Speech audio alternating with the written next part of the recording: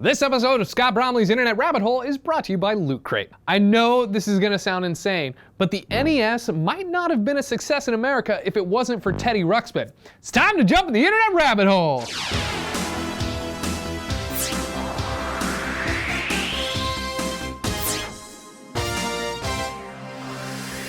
So the other day, I was watching a supercut of Paul Rudd on Conan, where for the past decade, he's been bringing on the same clip from the E.T. ripoff film Mac and Me to show whenever he's promoting a movie. You know, this clip.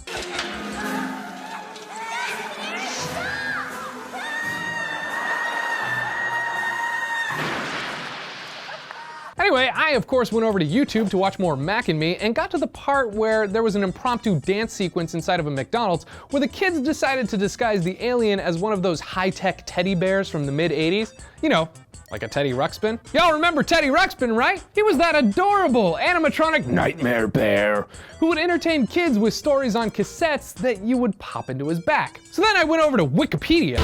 No! Stop it, Frank. You know how much the audience hates that. Stop it.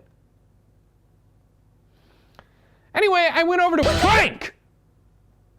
So I went over to that website that is an electronic encyclopedia that begs for donations every year to find out more information about Teddy Ruxpin, which led me over to the page for the company that made it, Worlds of Wonder, who also made the talking Big Bird, Mickey Mouse, and Mother Goose, but also produced Laser Tag, which had a commercial so awesome it had to remind idiot children like myself that while it looks amazing, if you buy Laser Tag, the futuristic stadium in the commercial is not included inside the box. Laser Tag, the game that moves at the speed of light. From Worlds of Wonder, stadium not included. So what does Teddy Ruxpin have to do with the Nintendo Entertainment System's success in America?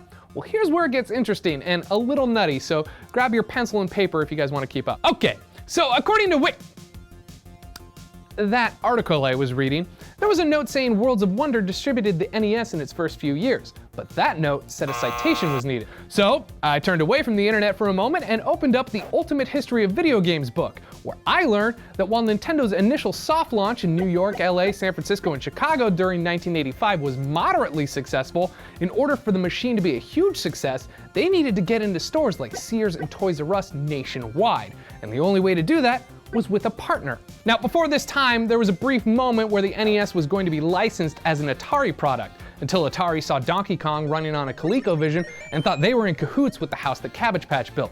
But I'll talk about that more in a second. So instead of licensing the tech, Nintendo sought a distributor, and the best distributor they could get was the company that not only had a $100 million order for Christmas of 1985 from Toys R Us, but two of the hottest toys of the mid-80s in their roster, Teddy Ruxpin and Laser Tag. And that company's name was Worlds of Wonder. Now, if a store wanted to look at any of the offerings from Worlds of Wonder, they had to look at the NES as well.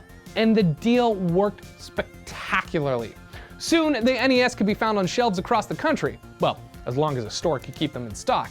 By 1986, both companies were raking in the cash, and Worlds of Wonder was so confident in Teddy Ruxpin's continued success, they ordered boatloads of bears for holiday 1987, which didn't sell at all. Meanwhile, Nintendo was all like, "Hey dudes, thanks for the help. We don't need you guys anymore, so we're gonna be over here doing our own thing." And Worlds of Wonder was all like, "But what are we supposed to do with all of our teddy bears?" And Nintendo was all like, "Not our problems, dudes. See ya."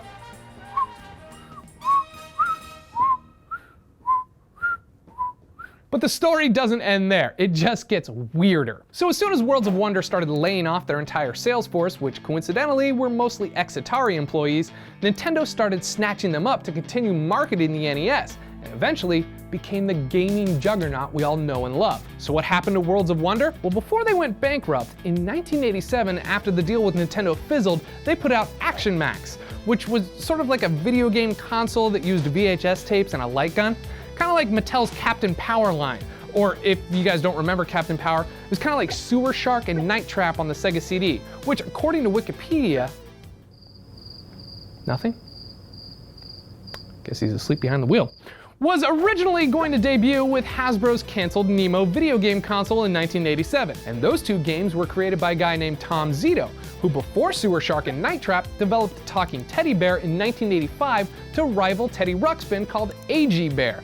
And AG Bear was made by a company called Axlon, a company started by the original Atari founder, Nolan Bushnell, whose old company Atari originally was going to license and market the Nintendo Entertainment System in the United States of America as a brand new Atari console. And to tie this whole thing back to Paul Rudd, because the NES was a gigantic success, it paved the way for the Super Nintendo, which launched using this commercial starring a baby-faced Paul Rudd playing F-Zero in an abandoned drive-in. And there you have it!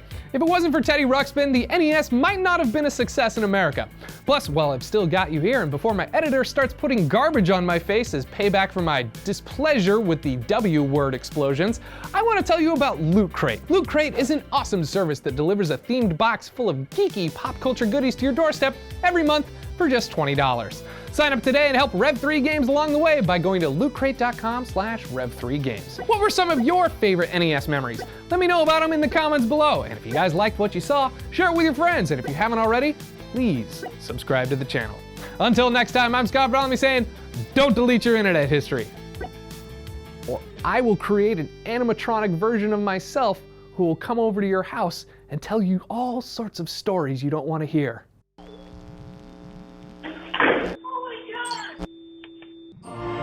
Or stories that don't really make sense because you think that the title is supposed to be an absolute of what the episode about, but it's really just my journey from point A to point B and the things that got me there. Because that's what an internet rabbit hole is.